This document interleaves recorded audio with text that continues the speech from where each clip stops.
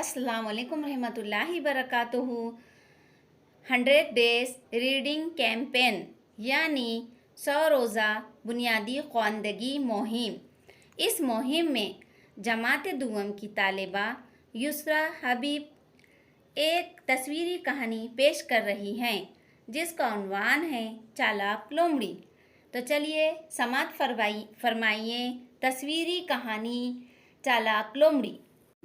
السلام علیکم ورحمۃ اللہ وبرکاتہ۔ میرا نام یسریٰ حبیب شیخ ہے۔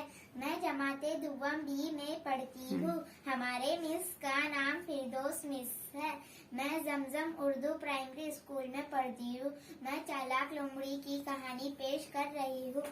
ایک کوے کو کہیں سے روٹی کا ایک ٹکڑا مل گیا۔ وہ اسے چونچ میں دبا کر اڑا اور ایک پیڑ کی شاخ پر جا بیٹھا۔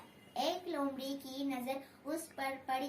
اس نے سوچا کہ روٹی کا ٹکڑا کوے سے کس طرح حاصل کیا جائے۔